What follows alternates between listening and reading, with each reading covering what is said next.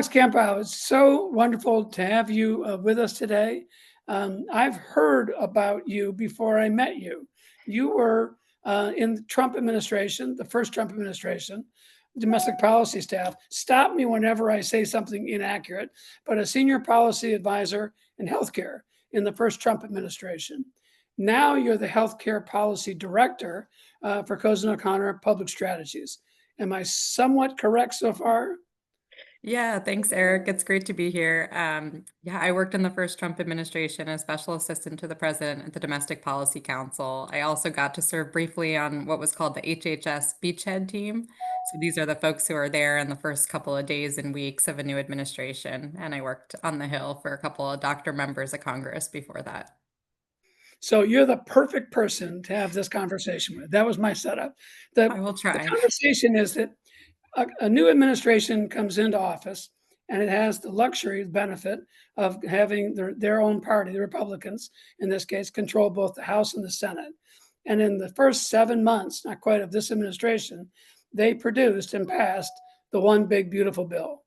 Now that bill, many people talk about the tax provisions, the tax implications. As much as I'd love to talk to you about those provisions, I wanted to ask you a few questions about the healthcare provisions. And it's interesting to me that such a big, beautiful bill would have so much impact on healthcare, Medicare, Medicaid, the Affordable Care Act. It just seems to me that there was like a pent up interest and demand to get a lot done on healthcare. So at a very high level, what's your view of how this bill came to be have such a major impact on so many healthcare programs all at once in one big beautiful bill? Well, I think one of the primary reasons this bill, with so much tremendous impact in healthcare, one of the main reasons it was able to pass is because it was a tax bill. It was a bill that prevented lots of different entities' taxes from going up. And so there was a lot of sweetener in there. Now, for a number of reasons, when you're passing a bill in Congress, certainly with the current dynamics we have with some very conservative budget hawk members in key roles and such tight margins, you also have to offset these costs. Congress used a reconciliation vehicle to pass the bill.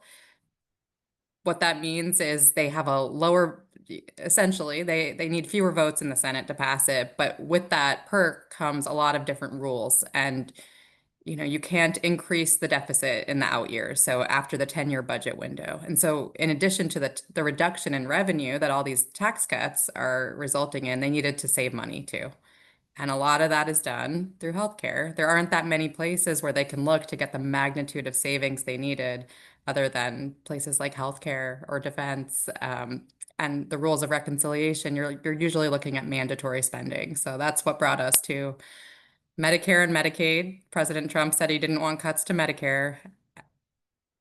We didn't hear, at various points, he said he didn't want cuts to Medicaid, but he was a little bit less firm on that. And so we ended up with a lot of Medicaid cuts in this bill. So let me ask you a question as a cynic, and I'm not one. I love policy and I love eating and watching sausage get made, but it struck me that it was just as straightforward as you just described it. We have to come up with a big number, to offset the loss of revenue from these tax breaks and initiatives. And I'm not being critical of the tax issues. That's not the point. But was it a thoughtful exercise in terms of what we're cutting, or is it just we need a number? And so now we'll work the details out later, because in this interview, I want to talk about the later. Did Congress say those cuts will affect these programs in these precise ways? Or did they simply say these cuts will result in this number? There was some of all of that happening. There are certain members of Congress and certain folks in the Trump administration and certain think tanks who have all of their ear who have been looking at particular changes that they thought were good policy for a long time. A lot of the policies that are in this bill are not topics that most people in Washington were spending a lot of time talking about before. Like it was not necessarily in anyone's interest or the need for any any healthcare group to be out in Congress talking about the ways they utilize various Medicaid financing mechanisms to Right. make themselves whole. So like there wasn't a lot of a lot of knowledge already with some of the staff on the Hill of what these things were. And so there was room for the folks in the Trump administration who had very strong feelings about these things and the think tanks who know the ins and outs of the healthcare finances involved here to tell the story and to build that narrative. And so, not all members, I don't think, understood what these cuts were and what the impacts will be, but some of them had looked at them quite a bit. It was funny in only an awkward sort of way. After the bill passed, and members of Congress were heading back home to meet with their constituents, they were confronted by people that were angry about these cuts. And by the way, the cuts that they're hearing have been made portrayed in the media. So it's hard to know if the media got it straight, but they demanded to know, why did you do this? Why did you make these changes to Medicaid or to funding for rural hospitals? And not all the members of Congress, but a few of them claimed, well, they just hadn't read the bill. Now, this is a common problem in Washington. A big bill, 2,785 pages, gets passed by the narrowest of margins. It's not logical that everyone read every piece of the bill. But let's dig down just a tiny bit. If you wouldn't mind starting out with Medicaid, what are the major changes that you see that are going to be happening to Medicaid? And maybe most importantly, it seems like they backloaded a lot of these changes to get past the midterm elections. Also a cynical comment, but is that what they did? They passed various provisions, pushed them past 2026. What are those major provisions? There were a number of items in Medicaid. I'll talk about a couple of them. So one thing that groups like the Paragon Institute, the people who make up that think tank came from the Trump administration. Many people who came from there fill the Trump administration. The kinds of policies they were pushing and that ultimately got included involved what they called Medicaid money laundering. Um, those are not my words. Things like provider taxes. That's quite a title, though. That gets attention. It gets attention, especially when you're talking to some Hill staff who haven't heard of provider Right. taxes or state-directed payments or intergovernmental transfers.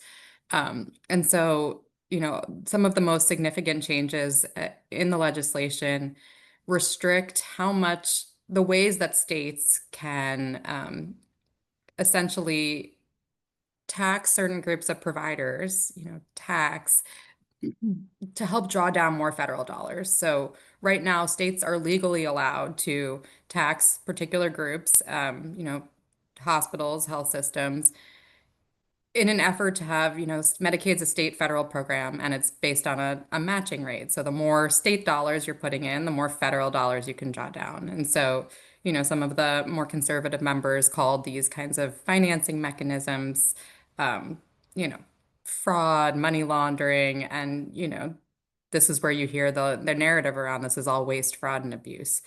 Um, Now, you guys know, many providers know the reason that states are doing this, the reason that providers are participating is because the Medicaid reimbursement is so low. So they're just looking for any way to be able to compensate their providers and keep their operations open for their patients, Mhm. any way to do it, given how low the reimbursement is. Nonetheless, what the bill did is it set limits on provider taxes and state-directed payments. And it's possible your cynical view is right that they put these in the out years because of midterm potential implications, but these are also big changes, and states need time to figure out how to adapt to them, and so do providers ultimately. So will patients, depending on what kind of changes come out of them. So that could be why too. There were also some eligibility changes that were included. During the Biden administration, there were restrictions on how many times you could do redeterminations and re-verify individuals' incomes to see if they're eligible, as part of the Medicaid expansion population based on their income. Um, the law, the OBBBA, I think folks here are now calling it OB3.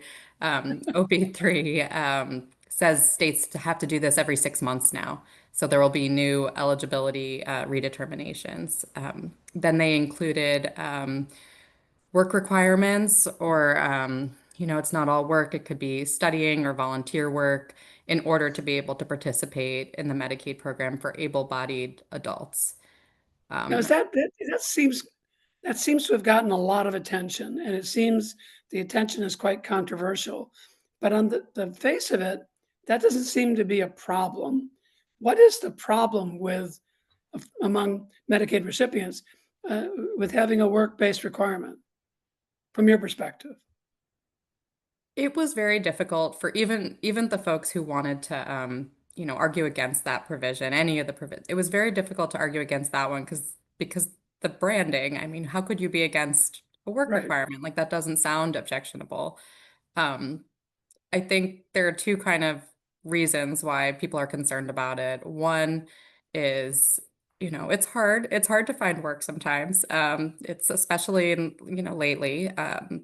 So, there's that. And then also what you really have with work requirements, and we've seen this in some states that have already implemented work requirements, is that you have to verify, you have to prove to the state, you have to prove to the government that you're working. And there are a lot of administrative barriers there. Like you have to demonstrate that you're looking or demonstrate that you're working and do the paperwork. And it's more work. It doesn't maybe sound that onerous to us, but if you're someone who's, in between jobs and raising a family and you're not really sick, maybe you don't do it. And so then it results in just the people who really, really need it doing it. And maybe that messes up the risk pools a little bit.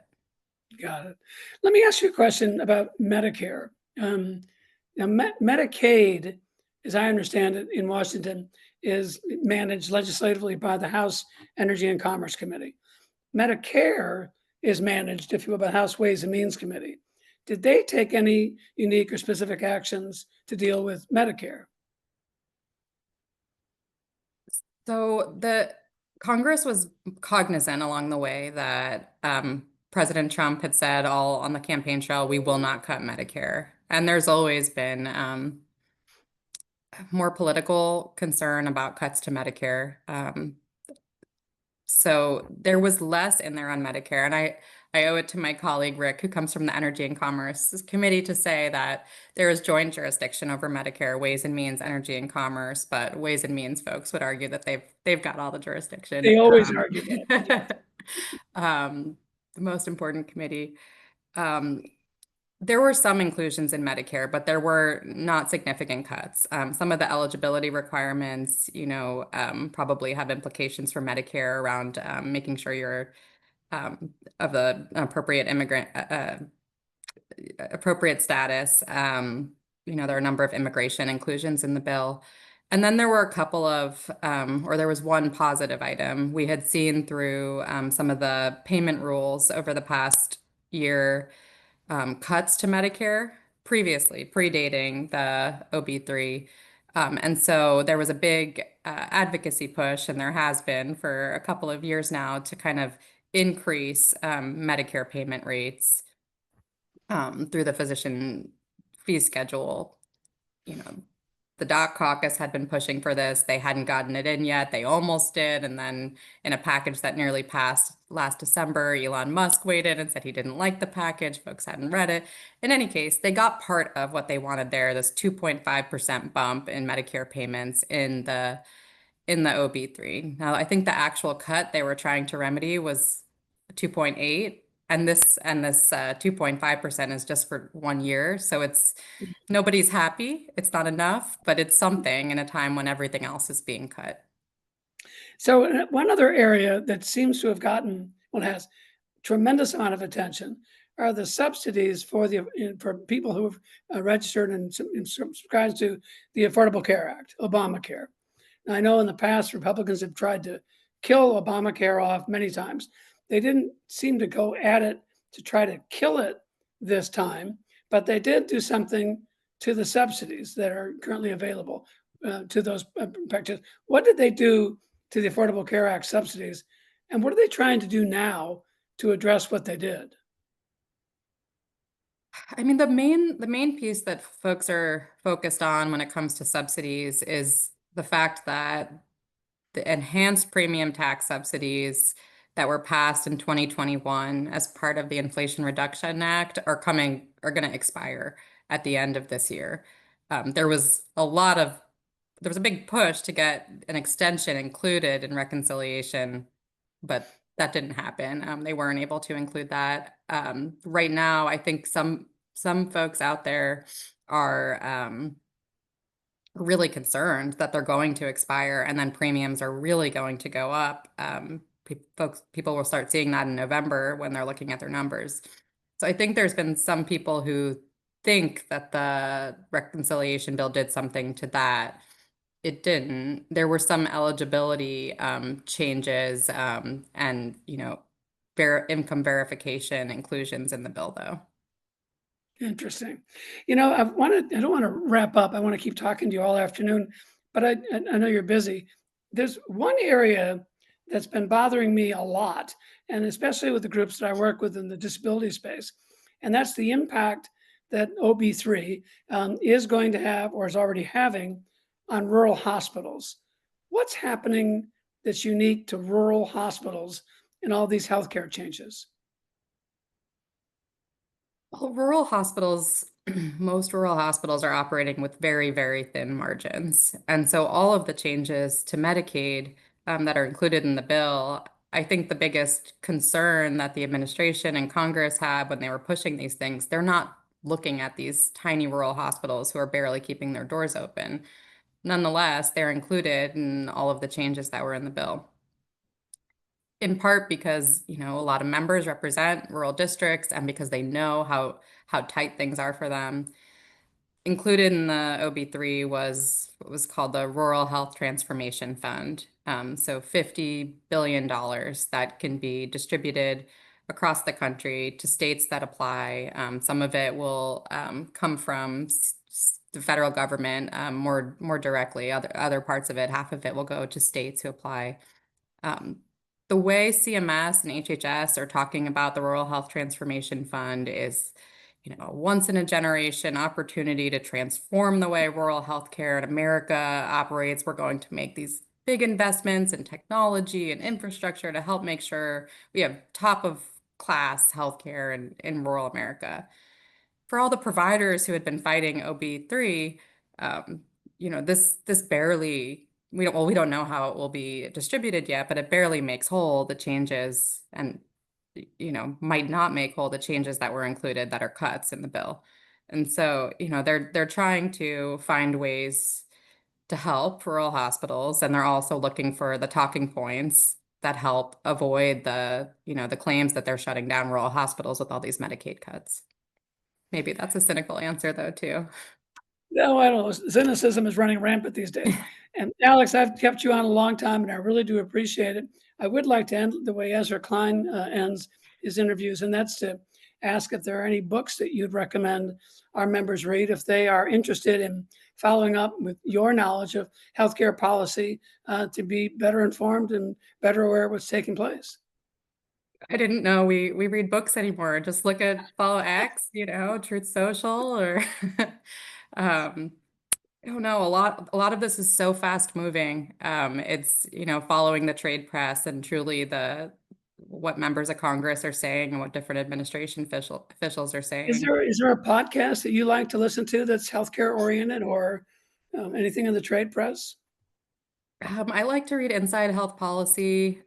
Politico Pro is pretty good at being somehow in the rooms where these conversations are happening. How they do that? Can't figure it out. I don't know. Even when we worked there, it was amazing. We couldn't see anyone in there, but somehow they would be able to They figure know out what was what we going were on. saying. Yeah. Yeah. Alex, thank you very much. It's great to see you again and great to work with you. Cozen O'Connor Public Strategies is absolutely the gold standard when it comes to public policy and strategies in Washington, D.C. It's been great to have a relationship with you and Howard and the whole team. But I want to thank you very much for taking the time to join us. Hopefully next year when we're in San Francisco, we'll get to come out and be with us in person on the stage. I know our members would love to meet with you and talk with you and be better educated by you. So thank you very, very much. Thank you, Eric. We love working with you too, and I'd love to join you in San Francisco. Thanks so much for including me.